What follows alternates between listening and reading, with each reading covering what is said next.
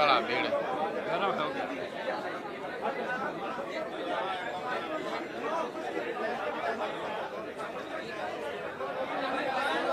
चलिए शुरू कीजिए ना। आप शांत हो जाए, अपने लोग भाई शांत हो जाइए। रंजन जी बैठ गए, ललन जी थोड़ा सा, ललन भाई थोड़ा सा मंदिर, अरे मंदिर जी एडजस्ट करिए। आप चलिए ना अपनी बात। आप सभी का नाम लीजिए बाहर से। आप सभी का स्वागत है आज के प्रेस कॉन्फ्रेंस में। जितने भी हमारे प्रिंट मीडिया के, इलेक्ट्रॉनिक मीडिया के और सोशल मीडिया के साथी आए हैं, सबका स्वागत है। हमारे मुख्य डेस्क पर हमारे दल के प्रदेश अध्यक्ष श्री मनोज भाची जी हैं। उनके बगल में विश्वविख्यात गणितज्ञ और हमारे दल के उम्मीदवार श्री केसी सिन्हा जी हैं। उनके बगल में पार्टी के संगठन के महासचिव सुभाष सिंह कुशवाहा जी हैं। हमारे बीच में हमारे पार्टी के सूत्रधार प्रशांत किशोर जी हैं। उनके बगल में देश के विख्यात कानूनविद वाईवी गिरी साहब हैं। उनके बगल में पूर्व एमएलसी और पार्टी के उम्मीदवार श्री रामबली सिंह चंद्रवंशी जी हैं। पार्टी के एमएलसी अफाक साहब हैं, ललन जी हैं, श्री मंडा जी हैं और कई महत्वपूर्ण लीडर हैं। हम प्रशांत जी को दे उसके पहले मैं आपको बताना चाहता हूं कि आज के प्रेस कॉन्फ्रेंस के संबंध में पूरे देश और दुनिया का नजर प्रशांत जी की ओर है। आपके भी मन में कई सवाल होगा। सवाल यह भी होगा कि आपने कहा था 25 सीट आएगा तो राजनीति छोड़ देंगे। आपके मन में यह भी होगा कि प्रशांत किशोर जी ने कहा था जब तक बिहार को बदहाली और गरीबी से नहीं निकालेंगे तब तक चैन का सांस नहीं लेंगे और बिहार को छोड़ के नहीं जाएंगे। ये सारा आपके मन में प्रश्न होगा। मैं आपसे कहना चाहता हूं, जनसुराज पार्टी ने ईमानदारी से, शुद्धता से और तन्मयता से बिहार के लोगों के लिए जो संकल्प लिया था उसमें हमने बहुत कामयाबी भी प्राप्त की। जो बिहार की राजनीति सिर्फ जाति धर्म पर, मंदिर मस्जिद पर होता था, उस राजनीति को एक व्यक्ति जो 2 साल तक पैदल चला और 1 साल तक गांव-गांव जाकर लोगों को जगाने का काम किया, उनके बच्चों के भविष्य के बारे में बात की, उसके शिक्षा के बारे में बात की।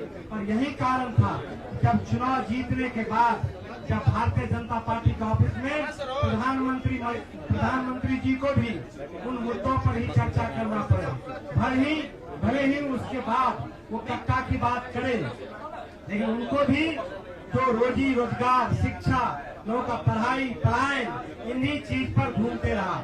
छोड़ दीजिए जो मुख्य विपक्षी पार्टी था उनको भी इस पर आना पड़ा। एक बात मैं जरूर कहूंगा, जो बिहार की राजनीति है, आपको लगता होगा जनसुराज को मात्र 3%, 3.34% वोट आया है। लेकिन बिहार में ये भी तय हो गया है कि जब तक लालू जी का भय रहेगा तब तक बिहार में वोट का ध्रुवीकरण होते रहा और उसी के चलते जनसुराज को पराजय का सामना करना पड़ा। मैं सीधे तौर से प्रशांत किशोर जी को देना चाहता हूं। आप मुझे नहीं सुनना चाहते हैं, मैं प्रशांत जी को देना चाहता हूं, वो अपनी बात रखें। बहुत बहुत धन्यवाद साथियों। पहले तो आप सबका यहाँ समय निकालकर आने के लिए शुक्रिया। जिस दल को सिर्फ 3.5% वोट मिला है, उसकी प्रेस वार्ता में इतने प्रेस के साथी आए हैं, तो ये दिखाता है कि कुछ तो काम हम लोगों ने सही किया होगा। हम लोग बिहार आज से 3.5 साल पहले व्यवस्था परिवर्तन के संकल्प से आए थे।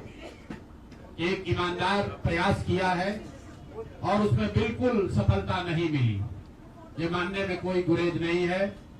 व्यवस्था परिवर्तन के जिस अभियान को लेकर चले थे व्यवस्था परिवर्तन की बात तो छोड़िए, सत्ता परिवर्तन भी हम लोग नहीं करा सके, लेकिन बिहार की राजनीति को बदलने में जरूर थोड़ी बहुत भूमिका हम लोगों की बनी है। तो इनका सारा आएगा, तो हम लोगों से जरूर कुछ गलती हुई होगी, हम लोग के प्रयास में, हम लोग के सोच में, हम लोग के बताने के तरीके में जरूर कुछ गलती रही होगी कि जनता ने हम लोग को नहीं चुना है, जनता ने हम लोग पर वो विश्वास नहीं दिखाया। तो उसकी जिम्मेवारी जो है वो पूर्णतः मेरी है, प्रशांत किशोर की है, और वो जिम्मेवारी मैं 100% अपने ऊपर लेता हूं कि मैं बिहार की जनता को, अपने साथियों को, इस व्यवस्था से जुड़े हुए लोगों को, जिस प्रयास से हम लोग जुड़े थे, जिस प्रयास को करना चाहते थे, उससे उनका विश्वास उस पर मैं नहीं जीत पाया। हम लोग सामूहिक तौर पर हारे हैं और आत्मचिंतन का समय है, हम लोग भी चिंतन करेंगे। जो लोग जीत कर आए हैं उनको खूब बधाई। जनता ने अपने लिए अपना रास्ता चुना है, अपने लिए सरकार चुन ली है। अब नीतीश जी और भाजपा के लोगों पर जिम्मेवारी है कि बिहार में जिन बातों को लेकर वो सत्ता में आए हैं, बिहार में तरक्की हो, बिहार में भ्रष्टाचार से जो जनता जूझ रही है, भ्रष्टाचार खत्म हो, यहाँ पर लोगों के लिए रोजी रोजगार हो, और सबसे बढ़ के जो मुद्दा है पलायन का, बिहार से पलायन बंद हो। हम लोगों से जो गलती हुई है, जिन लोगों ने जन स्वराज के विचार पर इस सोच से इस प्रयास से जुड़कर एक सपना देखा था, एक उनकी सोच बनी थी, उनकी आशा की किरण जगी थी कि बिहार में एक नई व्यवस्था बनाई जा सकती है, उन सब के आशाओं पर, अपेक्षाओं पर, उनके सपनों पर खरा नहीं उतरने के लिए जो दोष है वो मेरा है। इसलिए मैं आपसे विनम्रता से आपसे माफी मांगता हूं कि मैं आपके सपनों के आधार के अनुसार, आपके सोच के अनुसार वो व्यवस्था बनाने में नाकामयाब रहा हूं। और प्रायश्चित के तौर पर मैं आज से 2 दिन के बाद 20 तारीख को गांधी विद्यारवा आश्रम में जो रास्ता गांधी जी ने बताया है, मैं अपने लोगों को, बिहार के लोगों को ये नहीं समझा पाया कि किस बात पर उनको वोट देना चाहिए, क्यों उनको नई व्यवस्था बनानी चाहिए। तो प्रायश्चित के तौर पर मैं अपने से विद्यारवा आश्रम में 1 दिन का उपवास, मौन उपवास रखूंगा। जो भी जन स्वराज के साथी हैं वो जहां पर है वहां अगर वो समझते हैं कि हम लोग के प्रयास में, सोच में जो कमी रह गई उसको सुधार के लिए प्रायश्चित के तौर पर हम लोग 1 दिन का सामूहिक उपवास रखेंगे। मैं खुद विद्यारवा, गांधी आश्रम विद्यारवा में रहूंगा, 24 घंटे का एक उपवास रखेंगे। गलती हम लोगों से हुई होगी, कमी रही होगी, लेकिन हम लोगों ने कोई गुनाह नहीं किया। गलती हो सकती है, गुनाह नहीं है। वोट नहीं मिलना गुनाह नहीं है।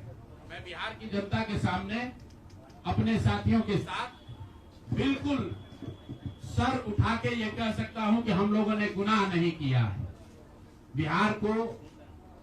जिस बिहार में पिछले 30-35 साल से सिर्फ जाति की राजनीति हुई है, वहां पर इस समाज में जातियों का जहर फैलाने का गुनाह नहीं किया है। हम लोगों ने बिहार में हिंदू मुस्लिम की राजनीति नहीं की है, लोगों को धर्म के नाम पर बांटने का गुनाह नहीं किया है। हम लोगों ने बिहार की गरीब जनता को, भोले वाले लोगों को पैसा देकर उनका वोट खरीदने का गुनाह नहीं किया है। जिन लोगों ने ये गुनाह किया होगा, अगर वो आज जीत भी गए हैं तो उनको उसका हिसाब देना ही पड़ेगा। वो आज दे या कल दे, वो होगा ही होगा। मैं पिछले 2.5-3 सालों में अपने वक्तव्यों में अक्सर महाभारत के चक्रव्यूह की, अभिमन्यु के वध की कहानी सुनाता रहा हूं। जिस धर्म युद्ध की बात हम लोग करते हैं, पांडवों के साथ स्वयं भगवान थे, स्वयं भगवान कृष्ण थे, फिर भी अभिमन्यु को घेर कर छल से मार दिया गया। लेकिन उसके आगे की भी एक कथा भी है कि अभिमन्यु को मार दिया गया, लेकिन उससे महाभारत नहीं जीता गया। महाभारत जीता तो अंत में वही जो सही रास्ते पर था, जो धर्म के साथ था। तो आप निश्चित जानिए कि जीत तो जन स्वराज की ही होगी। आज जरूर धक्का लगा है और उसके लिए जो कुछ भी कमी है उसको सुधारा जाएगा और उतनी ही ताकत से फिर खड़े होंगे। अगर आप ये कुछ लोग ये सोच रहे हैं कि मैं बिहार छोड़ दूंगा, तो आपका ये भ्रम है। अंग्रेजी में एक फ्रेज है, you are not defeated till you quit. जब तक आप छोड़ेंगे नहीं तब तक आप हार नहीं सकते हैं। तो प्रशांत किशोर की और जन सुराग में मेरे साथ जुड़े हुए साथियों की बिहार सुधारने की जो जिद है, उस जिद के सामने दूसरा कुछ भी इस जीवन में नहीं है। उस जिद से पीछे हटने वाले नहीं हैं। पूरी ताकत से, पूरी ईमानदारी से लोग कह रहे हैं कि मैंने 3-3.5 साल में बहुत मेहनत किया है, तो जितनी मेहनत करते हुए आपने मुझे 3 साल में देखा है, उससे दुगनी मेहनत करेंगे और पूरी ताकत से लगेंगे। पीछे हटने का सवाल नहीं है। जब तक बिहार को सुधारने के अपने संकल्प को पूरा न कर लें, तब तक पीछे हटने का कोई सवाल ही नहीं है। अब चुनाव के परिणामों को लेकर जो बात है, उस पर बहुत विवेचना हो रही है। आपने भी कहा, बड़े बड़े विशेषज्ञ आकलन कर रहे हैं। कोई बता रहा है कि पैसे से जीत लिया गया, कोई बता रहा है कि लालू जी के डर से ध्रुवीकरण हुआ इसलिए जीता गया। कुछ लोग बता रहे हैं कि जातियों की बात अभी पूरी तरह खत्म नहीं हुई। मैं यहाँ चुनाव के विश्लेषण के लिए नहीं बैठा हूँ, लेकिन एक बात तो बिल्कुल स्पष्ट है कि पहली बार स्वतंत्र भारत के इतिहास में और खासकर बिहार में पहली बार ऐसा हुआ है कि कोई चुनाव जिसमें सरकार ने करीब 40,000 करोड़ रुपया जनता के पैसे को खर्च करने का वादा किया है। और मुझे लगता है कि वही एक कारण है जिसकी वजह से एनडीए को इतना बड़ा बहुमत मिला है। मैं सिर्फ आपके ध्यान में लाना चाहता हूं कि 10,000 रुपए की बड़ी चर्चा हो रही है। लोग बता रहे हैं कि 10,000 पर लोगों ने वोट बेच दिया। बिल्कुल नहीं है, ये बात सही नहीं है। मेरा आज भी ये यकीन है कि 10,000 रुपए के लिए बिहार के लोग अपना वोट, अपना बच्चों का भविष्य नहीं बेचेंगे। अगर 10,000 रुपए को आप जोड़िएगा तो प्रतिदिन 5.5 रुपया हुआ। 5.5 रुपए में कौन अपना वोट बेचेगा? लोगों ने 10,000 रुपए के लिए सिर्फ वोट नहीं बेचा है। आपको देखने, जानने, समझने की जरूरत है। और इस पर ये बहस भी हो रहा है। सत्ता में जो लोग आए हैं वो कह रहे हैं भैया हम तो सरकारी योजना चला रहे थे। जो विपक्ष में है वो कह रहा है हम योजना नहीं चला रहे थे, आप पैसा देके वोट खरीद रहे थे। इसका कोई अंत नहीं है, इस बहस का कोई अंत नहीं है। चुनाव आयोग पर लोग टीका टिप्पणी कर रहे हैं, वो चुनाव आयोग का विषय है। बिहार के बेटा होने के नाते, बिहार के नागरिक होने के नाते मेरा बस एक ही प्रश्न है। हर विधानसभा क्षेत्र में 60 से 62,000 लोगों को कम से कम 10,000 रुपया सीधे तौर पर सरकार ने दिया है। सिर्फ 10,000 रुपया नहीं दिया, ये कहा कि आपको स्वरोजगार के लिए 2 लाख रुपया दिया जाएगा और उसकी पहली किस्त के तौर पर, बयाना के तौर पर 10,000 रुपया उसको दिया गया। और पूरा सरकारी तंत्र लगाया गया लोगों को ये बताने के लिए कि अगर आप एनडीए को वोट देते हैं तो आपको 10,000 रुपए के साथ साथ आने वाले 6 महीनों में 2 लाख रुपए तक की सहायता मिलेगी। इसको करने के लिए पूरा सरकारी तंत्र लगा। जीविका की दीदियों को बैठाया गया। जितने यहाँ पर आशा आंगनवाड़ी सेविकाएं हैं उनकी सैलरी, उनका मानदेय बढ़ाकर उनको जोड़ा गया। लोग कह रहा है भैया काडर कहाँ है? मेरे भाई 2 लाख लोगों को, आप ध्यान रखिए, सिर्फ 10,000 रुपए लोगों को नहीं दिया गया है। हर विधानसभा में, मैं बहुत जिम्मेवारी से जो सरकारी आंकड़ा है वही बता रहा हूँ, हर विधानसभा में 60 से 62,000 महिलाओं को 10,000 रुपया दिया गया है।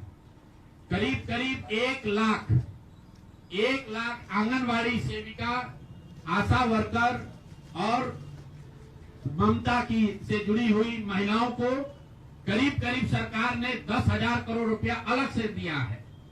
इसके साथ ही विकास मित्र और टोला सेवकों को 25,000 रुपया एक बार में, और जो लोग प्रवासी मजदूर बाहर से आए उनको 5,000 रुपया दिया गया है कपड़ा के नाम पर। तो कुल मिलाकर 29,000 करोड़ रुपया, करीब 29,000 करोड़ रुपया बांटा गया है। 40,000 करोड़ रुपए की योजनाओं की घोषणा की गई है। अब हम यहाँ इसलिए नहीं बैठे हैं ये कहने के लिए कि इसी वजह से हम लोग चुनाव हार गए। मेरा अब सीधा सरकार से एक आग्रह है कि आपने 2 लाख रुपए देने का वादा किया है, जनता ने आपको मत दे दिया, अब आप सत्ता में बैठे हैं, तो कृपा करके जो 1.5 लाख महिलाएं, 1.5 करोड़ महिलाएं हैं जिनको आपने 10,000 रुपया दिया है, उन सभी महिलाओं को अगले 6 महीने में 2 लाख रुपए तक देने की व्यवस्था कीजिए। क्योंकि अगर वो हो जाएगा तो बिहार से बेरोजगारी दूर हो जाएगी, बिहार से पलायन बंद हो जाएगा।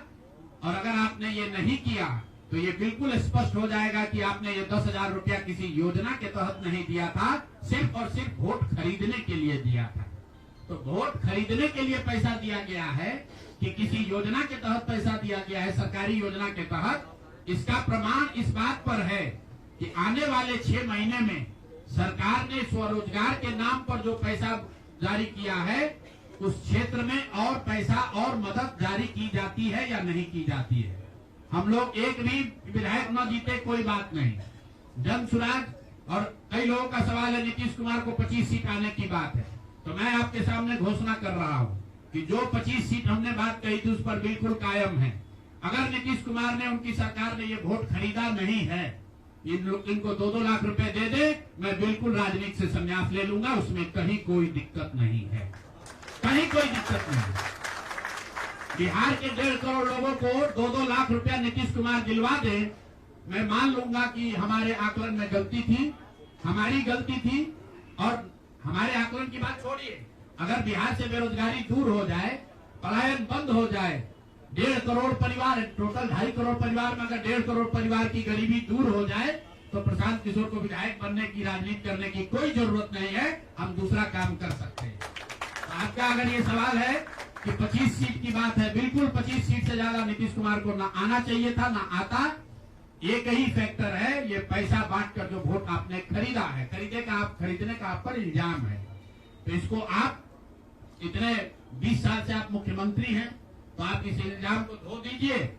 अगले 6 महीने में 1.5 करोड़ लोगों को, 1.5 करोड़ परिवार को स्वरोजगार की व्यवस्था कर दीजिए, और अगर नहीं कीजिएगा तो हम लोग यहीं पर हैं। मैं आपके सामने एक नंबर जारी कर रहा हूं, मेरा अपना व्यक्तिगत ऑफिस का 91-216 जितने लोग हैं, जिनको भी 10,000 रुपया का बयाना नीतीश कुमार सरकार ने, अधिकारियों ने, जीविका की दीदियों के माध्यम से दिया है, इस आश्वासन के साथ कि अगर आप नीतीश कुमार को, एनडीए को वोट देंगे तो आपको 2 लाख रुपया 6 महीना में मिलेगा।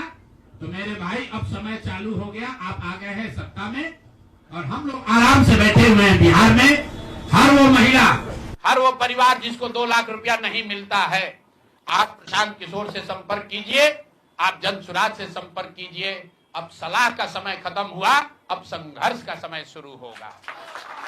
हमने 3.5 साल लोगों को सलाह दिया है, हमने 3.5 साल लोगों को जाकर घर घर हाथ जोड़ा है, कभी वोट नहीं मांगा, लोगों को यही कहा कि अपने बच्चों के लिए वोट दो, अच्छे लोगों को जिताओ। लोगों ने अपने हिसाब से अच्छे लोगों को जिताया है, जिन मुद्दों पर जिताया है उसका मैं स्वागत करता हूं कि स्वरोजगार ही सबसे ज्यादा जरूरी है। उसका वादा एनडीए की सरकार ने किया है, नीतीश कुमार ने किया है, और 10-10 हजार रुपया वानगी के तौर पर, एडवांस के तौर पर उन महिलाओं को दिया है।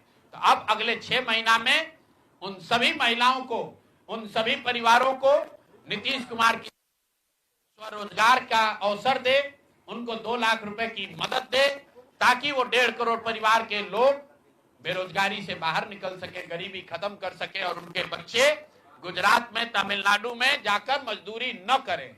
और अगर ये नहीं होगा तो हम लोग तो विधानसभा में हैं नहीं, जनता ने जो आदेश दिया है कि गांव-गांव घूमिए और लोगों की मदद कीजिए, तो जिनको भैया ये 2 लाख न मिले, वो प्रशांत किशोर के पास चले आइए, जन सुराज के साथियों के पास आइए, आपकी आवाज बनकर, आपके साथ खड़े होकर ब्लॉक, पंचायत, डिस्ट्रिक्ट के ऑफिसेज में, सरकारी दफ्तरों में हम लोग चलेंगे। जरूरत पड़ेगा नीतीश कुमार, क्योंकि उन्होंने कहा है कि 10,000 रुपया जब मैं जीत कर आऊंगा आपको 2-2 लाख रुपए दूंगा, ताकि सब लोग अपने पैर पर खड़े हो जाएंगे। तो जन सुराज के लोग अब ब्लॉक में, और जिन लोगों ने, आपने सुना होगा सहारा में लोगों को कहा गया पैसा डबल हो जाएगा, सहारा के जिन लोगों ने एजेंट बनकर समाज सहारा में पैसा जमा कराया, सहारा वाले भाग गए तो लोग एजेंट को खोज रहे हैं। तो जो सरकारी अफसर नेतागिरी कर जिन लोगों ने किया है, सरकार की ओर से आश्वासन दिया है कि आपको रोजगार देंगे, 2 लाख रुपया देंगे, जिन जीविका की दीदियों ने एक महिला को जाकर समझाया है, बूथ पर बैठकर वोट दिलवाया है, सिंबल सिखाया है, क्रमांक संख्या बताया है, वो जीविका की दीदियों की जिम्मेवारी है कि जिनको आपने ये काम कराया है, जिनके बच्चों का भविष्य आपने 10,000 रुपया में आपने सौदा कराया है, उनको पैसा मिले। और अगर वो 2 लाख रुपया नहीं मिलेगा तो 6 महीने का समय है। 6 महीने के बाद हर वो व्यक्ति जिसको पैसा नहीं मिले उसके लिए जन सुराज का, प्रशांत किशोर का दरवाजा खुला हुआ है। हम लोग आपकी आवाज बनेंगे, आपके साथ खड़े होंगे। हम लोग विधायक सांसद नहीं है, लेकिन समाज में हमारी ताकत जो आवाज है आपके, वो आवाज आपके साथ जोड़ेंगे और हर हालत में आपको ये 2 लाख रुपया मिले, इसकी लड़ाई को जारी रखेंगे।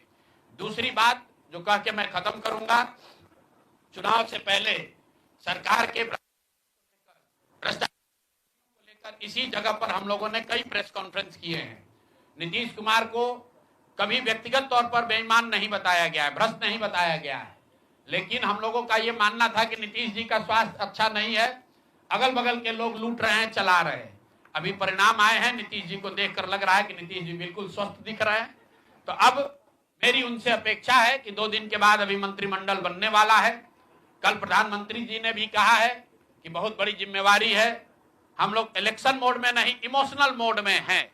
तो उसी इमोशनल मोड में मेरी आपसे अपेक्षा है कि भारतीय जनता पार्टी की लीडरशिप और नीतीश कुमार एक ऐसा स्वच्छ मंत्रिमंडल बनाएं जिसमें कोई दागी मंत्री न हो, कोई भ्रष्टाचारी न हो। जनता सरकार बनाने का मैंडेट दिया है, भ्रष्टाचार करने का, भ्रष्टाचारियों को सरकार में शामिल करने का मैंडेट नहीं दिया है, भ्रष्टाचार करने का मैंडेट नहीं दिया है, लूटने का मैंडेट नहीं दिया है। तो मैंडेट, बिल्कुल मैंडेट का सम्मान है। जनता लोकतंत्र है, जनता मालिक है, जनता ने जिनको सत्ता में बैठाया है वो सत्ता में बैठे, लेकिन सत्ता में बैठकर लूटने का मैंडेट जनता ने नहीं दिया है। तो मेरी अपेक्षा है कि नीतीश जी, माननीय प्रधानमंत्री मोदी जी, अमित शाह जी, जिन्होंने बिहार की जनता को यह बताया है कि हम आपका विकास करेंगे, आपके बच्चे अब गुजरात नहीं जाएंगे मजदूरी करने, तो भाई अब आपकी जिम्मेवारी है ऐसा मंत्रिमंडल बनाइए ताकि बिहार के लोगों का पलायन बंद हो, यहाँ से बेरोजगारी खत्म हो और जो पिछले 5 साल से लोग भ्रष्टाचार से जूझ रहे हैं वो आगे भ्रष्टाचार न हो। मेरी बात यहाँ खत्म हुई। अब आपके जो सवाल हैं वो आप सवाल कर सकते हैं। बहुत बहुत धन्यवाद।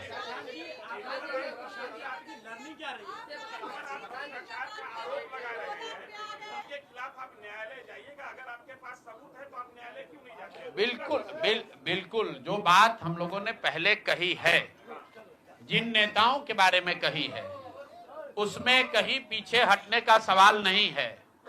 मैंने आपको कहा था कि प्रेस के जरिए उसको बताया गया, ये अपेक्षा की गई कि सरकार के जो मुखिया हैं उस पर एक्शन लेंगे, उन्होंने एक्शन नहीं लिया। दूसरा, जनता की अदालत में गए, जनता ने भी उन्हीं नेताओं को फिर से जिताकर भेज दिया।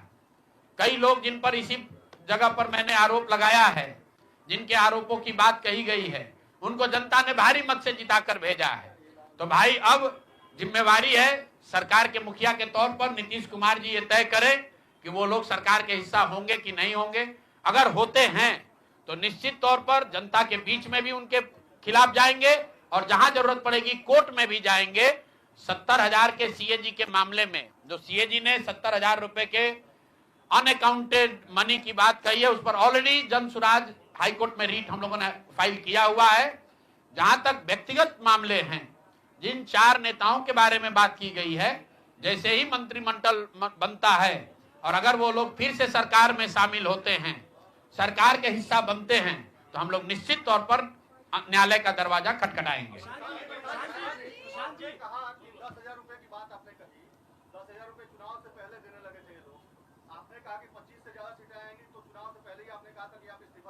जी,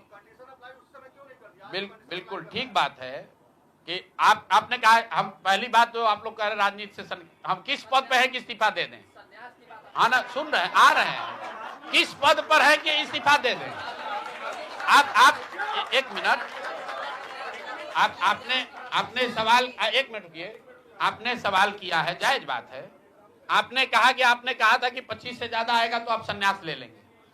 तो भैया किस पद पर हैं जिससे मैं इस्तीफा दे दूं?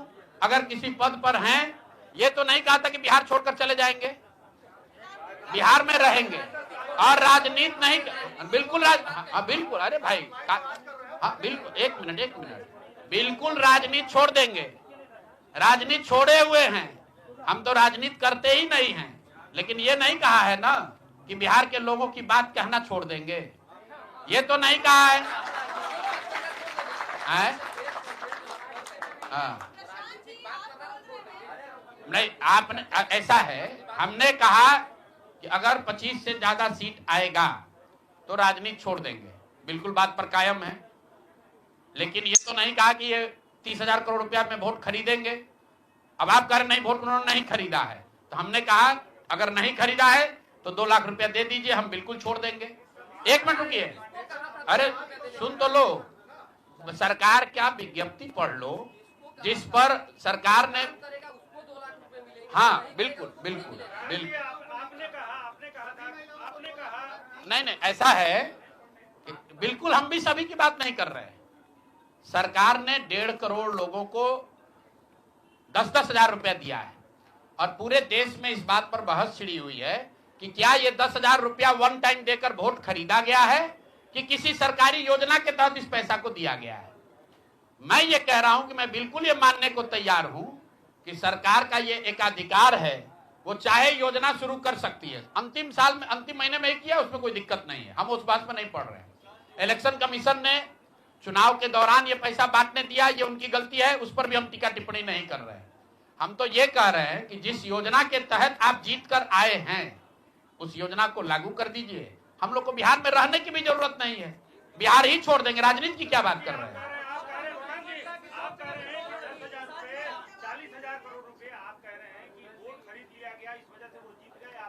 ना हम नहीं हारे, हम हार नहीं, हम तो रेस में ही नहीं है, हम तो रेस में ही नहीं है। हम आपको ये बता रहे हैं कि जो बात नीतीश कुमार के जीतने की है, जीत और हार के बीच में एक ही बात है कि क्या नीतीश कुमार जी ने, उनकी सरकार ने ये हर विधानसभा में 60,000 वोट 10,000 रुपया देकर खरीदा है कि नहीं खरीदा है, इस पर बात है। और मैं ये कह, 1 मिनट रुकिए, चुनाव से पहले ही कहा है और चुनाव के पहले ही की बात हो रही है। और अरे आपकी क्या, आप क्या चाहते हैं? हम कहते हैं कि हम राजनीति से संन्यास ले रहे हैं इसलिए आप आए हैं। मेरे भाई, अगर ऐसा है, हमने आपको, आप भाई, आप लोग जितने लोग आए हैं, हमने बिल्कुल स्पष्ट आपको कहा कि नीतीश कुमार ने प्राइमा फेसी जो दिख रहा है कि सरकार ने 10,000 रुपया देकर वोट खरीदा है, लेकिन मेरे पास उसका कोई प्रमाण तो है नहीं। सरकार कह रही नहीं है तो सरकारी योजना के तहत दिए हैं। योजना की जो गजट ऑर्डर है वो देख लीजिए, उसमें लिखा क्या है कि 10,000 रुपया आपको स्वरोजगार के लिए महिलाओं को दिया जा रहा है और जरूरत के मुताबिक अगले 6 महीने में, उसमें लिखा है कि अगर आपकी योजना सरकार ठीक को लगेगी कि ठीक है, वही बात। अरे आप, अरे भाई, हम हिंदी में लिखा है, उसको फिर से जारी कर देंगे, सब लोग पढ़ लेगा। सरकार ने ये नहीं कहा कि ये 10,000 वन टाइम पेमेंट है, उन्होंने कहा कि स्वरोजगार की योजना की तहत आपको 10,000 रुपया दिया जा रहा है और अगर एडवांस पैसा, एडवांस, 1 मिनट रुकिए, और 2 लाख रुपया अगर आप स्वरोजगार में का काम करेंगे, अगर आप अपने पैर पर खड़े होने की योजना करेंगे तो 6 महीना में आपको 2 लाख रुपया और दिया जाएगा। अगर 1.5 करोड़ महिलाओं में 5 लाख महिलाओं को भी ये 2 लाख रुपए दे दे, इस बात पर हम कायम हैं कि हमको राजनीति छोड़कर बाहर चले जाना है। बिल्कुल, अब 5 लाख, भाई 1 मिनट रुकिए, 1 मिनट रुकिए। आप लोग इतना वरिष्ठ पत्रकार हैं, इतना बात को पकड़े हुए हैं और हम लोग बात से हटने वाले लोग नहीं हैं। हम नीतीश कुमार नहीं हैं जो सदन में खड़ा होकर कहेगा कि मिट्टी में मिल जाएंगे, भाजपा में नहीं जाएंगे। और उसी भाजपा के साथ उनको महान पुरुष आप बता रहे हैं। सुनिए, हम अपनी बात पर कहें,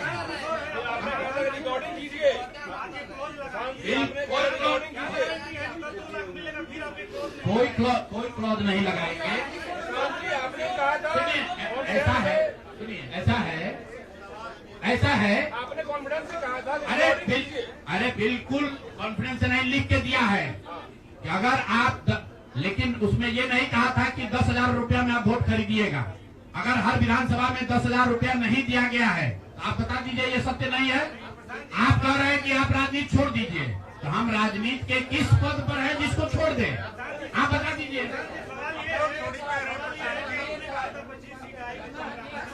जी बिल्कुल, आप भरोसा मत कीजिए, आप भरोसा मत कीजिए। हमने जो बात अपनी कहनी थी, हमने आपको बात कह दी। हम अभी इस बात पर अपने आकलन पर कायम हैं कि 3 वर्ष की बिहार की गांव-गांव की यात्रा के बाद जो मुझे दिखा, जो समझ में आया, उसके हिसाब से नीतीश कुमार को 25 से ज्यादा सीट नहीं आना चाहिए था, सिवाय इसके कि उन्होंने हर विधानसभा में उनकी सरकार की ओर से 10,000। 1 मिनट भैया, अरे आया है भाई, आया है, लेकिन उसके वो खरीद के आया है कि नहीं वो भी दिख जाएगा 6 महीना में। ठीक है, आगे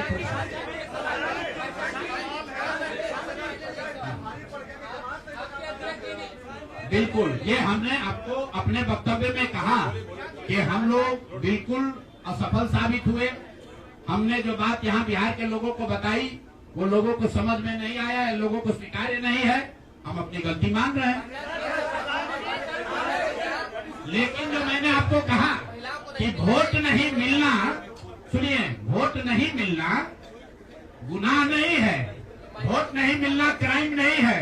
हमने भ्रष्टाचार नहीं किया है, हमने हिंदू मुस्लिम नहीं किया है, हमने जाति की राजनीति नहीं की है, हमने वोट नहीं खरीदा है। चलिए आगे बढ़े।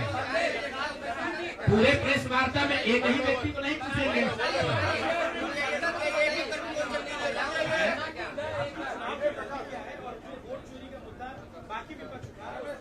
मैं वोट चोरी के मुद्दे पर हम लोग का स्टांस जो है वो बिल्कुल क्लियर है पहले दिन से। ये बिहार का मुद्दा नहीं है। जो चुनाव की पूरी प्रक्रिया है उसमें वोटर लिस्ट बनने से लेकर आचार संहिता के अनुपालन का, वोटिंग के दिन के, जैसे यहाँ पर आप जीविका की दीदियों को बाकायदा आपने मोबिलाइजर बनाकर सरकारी व्यवस्था के तहत बूथ में बैठाया है। तो पूरे वोटर लिस्ट बनाने की प्रक्रिया, आचार संहिता के अनुपालन की प्रक्रिया, वोटिंग के दिन जो हो रहा है वो, उसमें सरकारी तंत्र का इस्तेमाल, दुरुपयोग या उपयोग, और वोटिंग के बाद जो महाराष्ट्र से लगातार दिख रहा है कि अंतिम 2 घंटे में 15%, 20% एक्स्ट्रा वोट होना, फिर चुनाव आयोग का उसका डिटेल नहीं जारी करना, और 3 दिन के बाद ये बताना कि इतना वोट हो गया। ये बड़े मुद्दे हैं। हम लोग बहुत छोटी पार्टी हैं, हम लोग को तो इतना नहीं ताकत है, लेकिन आपके माध्यम से मैं ये जरूर देश के विपक्ष को ये कहना चाहूंगा, इस पर गंभीरता से बात करने की, और इसको जरूरत पड़े तो सुप्रीम कोर्ट में ले जाने की जरूरत है कि आज की तारीख में, आज की स्थिति में जो आचार संहिता पहले से बना हुआ है वो कितना कारगर है या नहीं कारगर है। अगर सिर्फ इसमें वोटिंग रोल की बात नहीं है, SIR सिर्फ वोटिंग रोल की बात है, लेकिन जिस तरह से वोटिंग हुई है, आप बताइए कि सुरक्षा कर्मियों में होमगार्ड को यहीं पर इसी बिहार में लालू जी की जब सरकार थी, TN सेशन का जमाना था, उन्होंने कहा था कि नहीं कोई लोकल आदमी यहाँ चुनाव की प्रक्रिया में हिस्सा नहीं लेगा, होमगार्ड का कोई आदमी हिस्सा नहीं लेगा। उसी बूथ पर आप आज के चुनाव आयोग ने उस जीविका दीदी को बैठाया है जिसको एक तरीके से सरकार ने कॉन्ट्रैक्ट दिया है कि आपको इतने लोगों को वोट दिलवाना है। मैं आपको एक उदाहरण देता हूँ। मधुबनी विधानसभा क्षेत्र है, मैं डिटेल में नहीं जाना चाहता था लेकिन आप कुरेद रहे। मधुबनी विधानसभा क्षेत्र है, वहां से उपेंद्र कुशवाहा जी के पार्टी के उम्मीदवार चुनाव जीत कर आए हैं। मैं पूरे यहाँ पर जितने मीडिया के साथी हैं, जितने यहाँ चुनाव के विशेषज्ञ हैं, आप भी यूट्यूबर हैं, मैं दावा कर रहा हूँ आज हो 5 महीने के बाद हो, आप मधुबनी विधानसभा क्षेत्र में जाइए, वहां पर एनडीए के प्रत्याशी को 1 लाख से ज्यादा वोट आया है। एनडीए को वोट मिला, 10,000 रुपए के लिए मिला, नहीं मिला छोड़िए। हम इस बात से दंग हैं कि मधुबनी में कितने लोग ऐसे हैं वोटर जो कि उपेंद्र कुशवाहा जी के पार्टी का सिंबल भी जानते हैं। भाई अलायंस वोट तो उनके पार्टी के सिंबल को पड़ा है ना, अलायंस का कोई सिंबल नहीं है। तो आखिर रातों रात पूरे मधुबनी क्षेत्र में, और क्या हुआ मैं नहीं कह रहा हूँ, मैं आपको और आपके जरिए पूरे देश के लोगों को ये बताना चाहता हूँ कि जो भी लोग सर्वे, सेफोलॉजी, पत्रकारिता, राजनीति में इंटरेस्ट रखते हैं। आप सैंपल के तौर पर कोई 5 कंस्टिट्यूंसी उठा लीजिए, और जहां पर भाजपा और जदयू के उम्मीदवार नहीं लड़ रहे थे, वो दल लड़ रहे थे जिनका कोई सिंबल भी नहीं जानता है, नाम भी नहीं जानता है, उसको 1 लाख, 1.25 लाख वोट कैसे आया है? हमारे पास कोई प्रमाण नहीं है कि वो वोट कैसे आया, लेकिन राजनीतिक सामाजिक क्षेत्र में जुड़े होने के नाते ये आश्चर्य का विषय है कि जिस मधुबनी क्षेत्र में लोग ये नहीं जानते हैं कि कौन सा प्रत्याशी लड़ रहा है, कौन सा पार्टी लड़ रही है, उस पार्टी का सिंबल क्या है, उसको 1.25 लाख वोट आया है, और जो लोग वहां जीवन भर राजनीति कर रहे हैं उनको वोट नहीं आया। संभव है उनको इतना समर्थन है, लेकिन मेरा आपसे आग्रह ये, भाई देखो 1 मिनट आप रुके, आपका सवाल 10 ले चुके हैं, और भी तो लोग हैं, आपका एक और ले लेंगे, आप शांति से बैठिए, ऐसा मत घबराइए, हम यहाँ बैठे हुए हैं। और मेरा आपसे अनुरोध है, मैं कोई आरोप नहीं लगा रहा हूँ, लेकिन मधुबनी जैसे 5 सीट का मैं आपको हवाला देना चाहता हूँ, जहाँ पर चुनाव के 12 दिन 15 दिन पहले ये तय हुआ कि कौन पार्टी चुनाव लड़ेगी। उस पार्टी का नाम कोई नहीं जानता है, उसका सिंबल कोई नहीं जानता है, और 1,20,000 वोट अगर किसी विधानसभा में आ रहा है, इसका मतलब है कि हर घर से 2 से 3 वोट आया है। आपको आंधी दिखनी चाहिए वहां पर। ये मतलब विधानसभा के स्तर पर 1,20,000 वोट लाना साधारण बात नहीं है। 1,20,000 वोट आया है। कैसे आया है? इसकी 2 ही वजह हो सकती है। या तो जो 60,000 लोगों को आपने 10,000 रुपया दिया और उन लोगों ने जिम्मेवारी ली कि भाई 10,000 रुपया हमको मिला है, हम मैं और अपने घर के लोगों को वोट में दिलवाऊंगा या दिलवाऊंगी, या फिर कोई ऐसी बात है, दृश्य शक्ति है जो हम लोग को हमारे समझ से बाहर है कि भाई कैसे ये संभव है। और मैं ये नहीं कह रहा हूँ कि वहाँ वोट कैसे पड़ा, मैं आपको खुली चुनौती दे रहा हूँ, आज चलिए मधुबनी। मैं 3 दिन से प्रेस इसलिए नहीं कर रहा हूँ कि मैंने अपने लोगों को वहाँ भेजा है, और मधुबनी में मैंने कहा भाई पूछो तो कि उपेंद्र कुशवाहा जी के पार्टी का सिंबल क्या है। 30% लोगों को सिंबल नहीं मालूम है कि सिंबल क्या है, और उनको 1 लाख से ज्यादा वहाँ वोट आया है। मुझे उपेंद्र कुशवाहा जी से कोई लड़ाई नहीं है, उनको उनके पार्टी के प्रत्याशी से कोई मुझे लेना देना नहीं है। मेरा सिर्फ ये कहना है कि ऐसी कौन सी विधा है कि हम लोग 3-3 साल एक विधानसभा में घूम रहे हैं, लोगों को ये नहीं मालूम है कि जन स्वराज का चुनाव चिन्ह क्या है, और ये लोग 10 दिन चुनाव के पहले आए। उस पार्टी का नाम मधुबनी शहर में लोग नहीं जानते हैं, उस पार्टी का सिंबल घर घर पहुंच गया और उसको 1,20,000 लोगों ने वोट दे दिया। तो मेरे भाई ये बहुत बड़ी चुनाव की विधा है।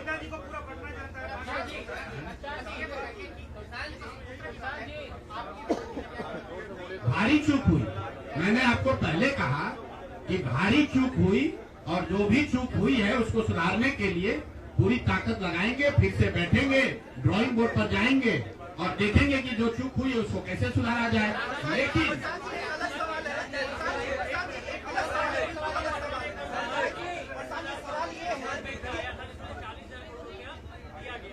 नहीं, जो टोटल पैसा सरकार ने अनाउंस किया है सितंबर अक्टूबर में, अगस्त और सितंबर को अगर आप जोड़ लेंगे तो कुल 18 योजनाओं की सरकार ने घोषणा की है। उसमें कोई गलती नहीं है। चुनाव के समय जो सत्तारूढ़ पार्टी होती है वो नए योजनाओं की घोषणा वो करते ही है। कुल जो सरकार ने घोषणा की यहाँ फ्री इलेक्ट्रिसिटी से लेकर युवाओं को बेरोजगारी भत्ता, 10,000 रोजगार के लिए, सारी बातें ठीक है। इसका टोटल बजट हुआ 40,000 करोड़। 40,000 करोड़ में से 29,000 करोड़ रुपए की योजना सरकार ने रोल आउट की। 11,000 करोड़ को तो शुरू ही नहीं किया, और इस 29,000 करोड़ में से जो सबसे बड़ी योजना है वो है स्वरोजगार की योजना, जिसमें हर विधानसभा क्षेत्र में 60 से 62,000 परिवारों में एक महिला को 10,000 रुपया दिया गया। और ये कहा गया, सिर्फ 10,000 रुपए पर लोगों ने वोट नहीं दिया गया, लोगों को ये कहा गया कि अगर आप वोट देते हैं तो आपको आने वाले समय में 2 लाख रुपए तक की राशि स्वरोजगार के लिए मिलेगी। और इसको करने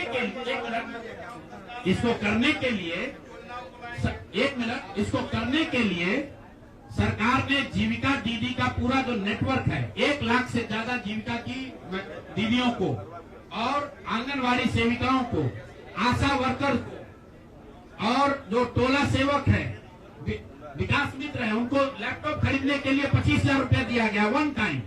अब आप बताइए कि जो टोला सेवक है जो विकास मित्र है जिसको आपने 25,000 रुपया दिया है, वो जो लैपटॉप या आईपैड खरीदेगा, उससे बिहार सरकार की योजना का दलितों का क्या सुधार होगा, वो सरकार को बताना चाहिए।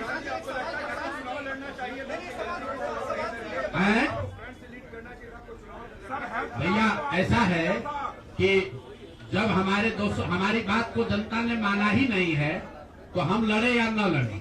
इमरान, एक मिनट रुकिए, आज सुनिए, एक सवाल आपने पूछा या तो जवाब दे लें। इमरान खान ने अपनी पार्टी शुरू की थी पाकिस्तान में, आज से करीब 25-30 साल पहले, और वो खुद पहले चुनाव में 7 जगह से चुनाव लड़े। उनकी पार्टी तो हारी, वो 7 जगह से खुद भी हारे। तो मेरे चुनाव लड़ने नहीं लड़ने का वो एक टेक्निकल बात है, उस पर चर्चा हो सकती है। कुछ लोगों का ऐसा मानना हो सकता है कि मेरे लड़ने से फायदा होता, कुछ लोगों का ऐसा मानना है कि मेरे लड़ने से फायदा है, वो अलग विषय है। मैं तो आपको पहले एक लाइन में स्वीकार कर रहा हूँ कि 3 वर्ष में जन सुराज ने जो भी प्रयास किया उसको बिहार की जनता ने स्वीकार नहीं किया।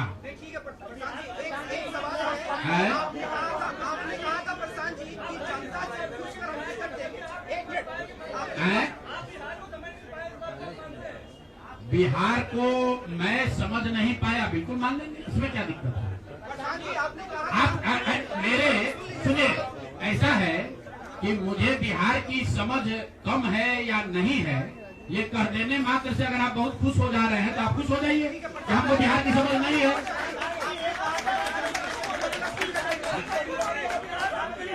मेरे भाई ऐसा है, अगर हमने हमारे आप बिल्कुल ठीक बात है, नहीं समझे तो 3 वर्ष अगर पैदल चल रहे थे तो बिहार को समझने के लिए एक चल रहे थे, और फिर और चलेंगे, फिर जाएंगे।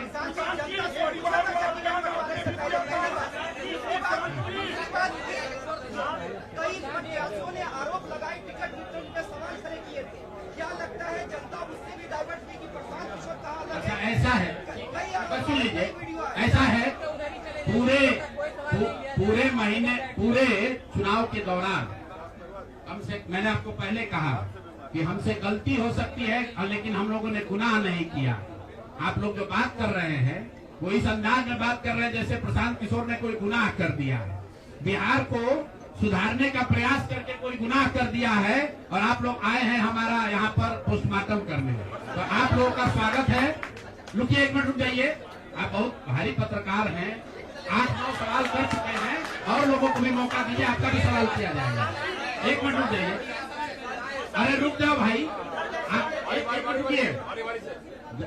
जहाँ तक बात है बिहार को समझने नहीं समझने की, तो मैं बिल्कुल कैमरे पर आपसे मान रहा हूँ कि मुझे नीतीश कुमार, लालू जी, सम्राट चौधरी, अशोक चौधरी जैसे धुरंधर नेताओं की तरह बिहार की समझ नहीं है।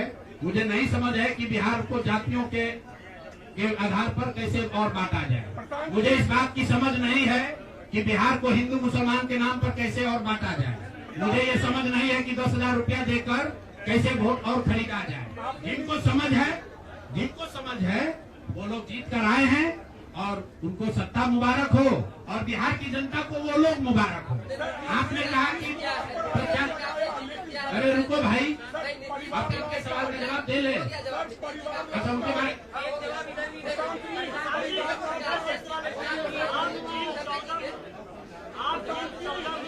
बनाने का बात कर रहे थे, क्या आपको लगता है कि आपका उनमें अहम योगदान रहा है? कभी खास करके बिहार के कोई योगदान नहीं है।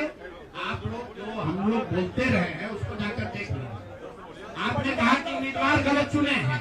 यहाँ जितने लोग बैठे हुए हैं, हमारे बगल में केसी सिन्हा जी चुनाव लड़े हैं कुम्हरार से।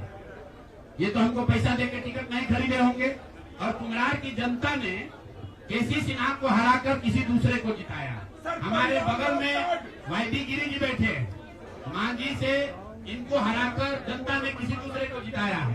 तो मेरे भाई, मैं समझता हूँ कि अगर केसी सिन्हा नहीं जीते तो उससे केसी सिन्हा के जीवन पर कोई फर्क नहीं पड़ेगा मेरे भाई, कुम्हरार की जनता के जीवन पर फर्क पड़ेगा। अगर आपने मांझी से वाईडी गिरी को हरा दिया तो वाईडी गिरी का कोर्ट का प्रैक्टिस नहीं बंद हो जाएगा, मांझी के लोगों की दिक्कत जो है वो बढ़ेगी। लेकिन फिर वही बात है, जनता मालिक है, वो वही चाहते हैं। अगर आप खिचड़ी खाना चाहते हैं तो आपको कोई पुलाव कैसे खिला देगा? आप खिचड़ी खाइए और आनंद लीजिए।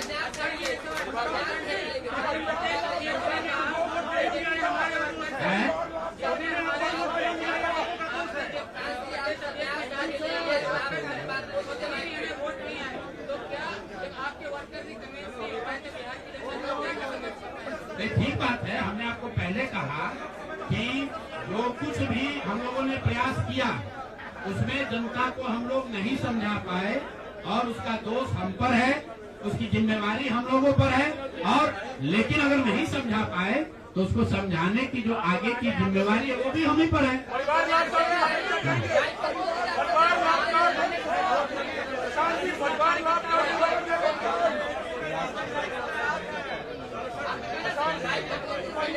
ऐसा है, आप भी बिहार के ही हैं और इतना भी नहीं उद्वेलित हुई है, इतना भी मत उछलने लगी है कि जैसे हम लोग सब एकदम खत्म है। आपकी बात को सुन लिया गया, आपको अलग से साक्षात्कार चाहिए।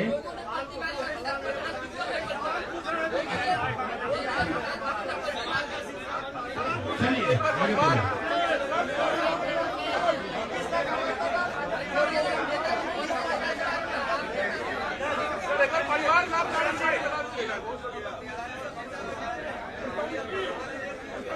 अभी तो हम लोग वापस जाकर अपने उस प्रारूप को फिर से देखेंगे जो हम लोग लेकर जनता के बीच गए थे। जो सोच, जो विचार, जो प्रयास लेकर जनता के बीच गए थे वो देखेंगे कि भाई जनता को चाहिए भी कि नहीं चाहिए।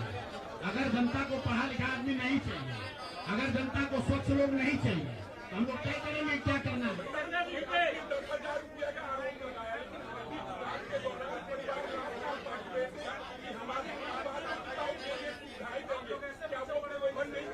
तो लोग देखिए, चुनाव के दौरान वादा करना एक बात है और किसी को रुपया दे देना दूसरी बात है।